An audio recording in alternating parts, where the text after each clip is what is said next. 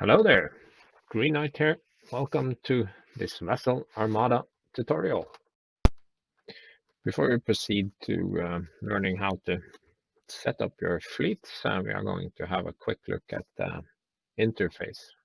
Like I said, this is where you see all the system messages and where you can also chat with the other players. So, hello there, I'm GK. I made this. Is anyone in this room? And by room, I will explain this momentarily.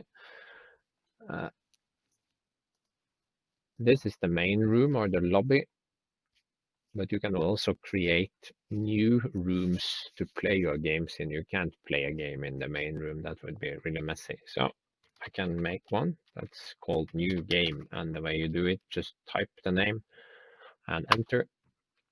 And then you have created a new game and you have been moved to this lobby. You are no longer in the main room. So whatever I type here, only those in this room see. So this way you can use this text chat to communicate with your opponent and spectators. So it's pretty simple. You can, of course, also use some sort of voice software. Discord, for example. That's what most people do, and then you can just talk to your opponent. I would recommend that. But you can complete an entire game, no problem, with just text chat and the system messages. So there could be many games going on with many players and several spectators. So you can just hop between them by right clicking. And if there were, I made this room, so I can't sort of hop to it. But if we had more rooms here, I could right click it and join room. And then I would be transported to that room. So next step is creating a table, because right now we have just made a room. So we have just walked into someone's gaming space, but we haven't actually rolled out the mat yet. So to roll out the mat, we hit File, New Game. And here you have to decide, are you going to be a player? It doesn't matter if you choose 1 or 6. So often the one creating the room will choose player 1, and then you have to pick a map.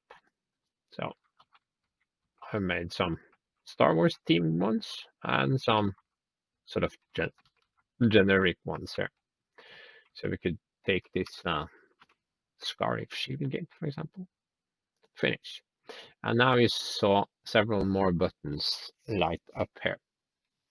But before I explain the other buttons, I'm just going to show you the table and table. So this is the table. Now we have rolled out the mat and started by emptying our bag of obstacles and tokens on the tabletop, and we are almost ready to set up the fleet. I would recommend, before anything else, going to File and finding your preferences. And there's a bunch of checkboxes here, and it's this generals that's the most important. And first of all, this one starts clicked. So unclick that one, or you will have the game jumping around all over the place. That will be extremely annoying.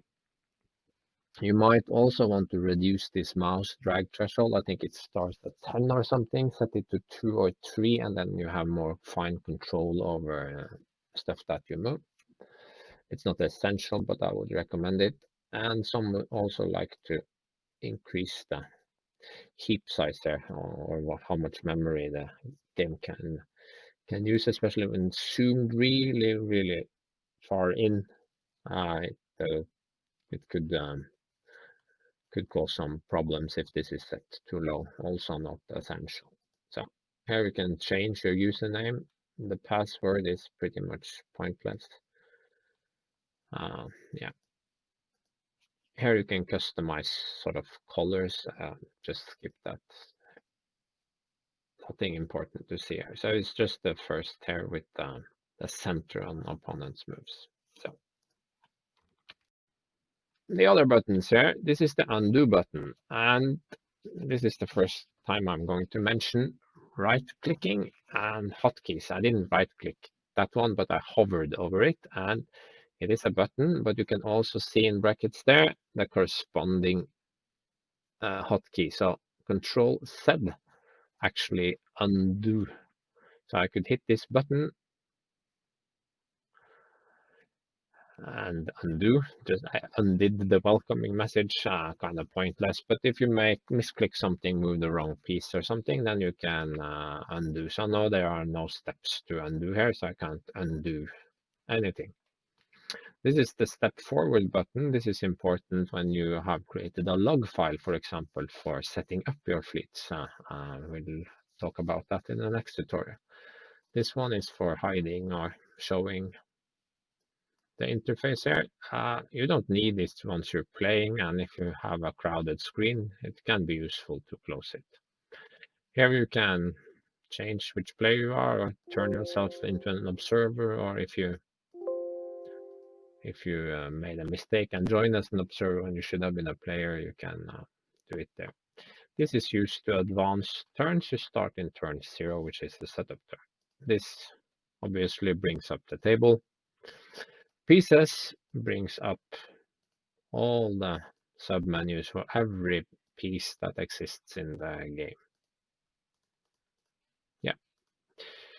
Dice is for rolling dice. Only players involved in the game can roll the dice. And once again, I will mention right-clicking. See, I right-click the red die, and then it brings up a menu, and I can just roll 4. Or if I learn the hotkey for this, Shift 4, I can clear that. So I will be here, and I roll Shift 4. Yeah, then I don't have to use the mouse to click. Everything in the game is like this. It has a right-click menu, or can be hovered over if it's a button, and then you can see what the corresponding hotkeys are. So no one learns all the hotkeys. That's not the point. The point is to learning the important ones, the ones you use a lot. These are the damage deck, and only the corresponding player can manipulate the deck, pull cards from it, or flip. Yeah. These we can discuss later. They are not important for main gameplay, so to speak. On the actual tabletop, there are some more buttons. And to the left here are some zoom buttons in and out. You can also use standard control and mouse wheel to zoom in and out. The interface is pretty much what you used to from Windows or other games. You can also take a screenshot. You can also take screenshots with if you have a sort of a screenshot software. Line of sight tools can paint line of sight threads, very accurate. These other here we will come back to during actual gameplay. I think this one I can mention them. This one straighten out the maneuver tool. This removes all the range measurements and maneuver tools from the table. This one just, if I click it, look at the report. If you're not talking to your opponent, this can be useful because you can click report set and then a message appears. I'm done. This toggles the setup area. These white lines are distance 3, distance 5. This one adds the ambush or VIP zone. This one does the blockade run setup. Yeah, and this one is only relevant if you've loaded a small map. And this we use once we have fleets in place to sort of bring out the correct number of and type of defense tokens, set hull values, shield values, that sort of thing automatically, just to make things easier for the player. They also start with a bunch of components here, so you don't have to sort of, they are, you can find them under pieces as well, but these are the ones that you almost always use anyway, so they start on the table. These little faction icons can be used to quickly bring out objectives, ships, squadrons, instead of getting them from the pieces menu. Once you get used to that, it's much faster. And once you have a ship card in place, you can use that to spawn all the upgrades as well, but we'll look at that in the next tutorial. So that's the interface, really pretty standard fare, actually. I can show you one more thing, preferences. If you have this checked, you can, if you have the tabletop selected, well, not a ship or any other component, but just the map selected, then you can use arrow keys to scroll. So between arrow scrolling and the mouse wheel zooming, you have pretty good control of the map view. Until next time.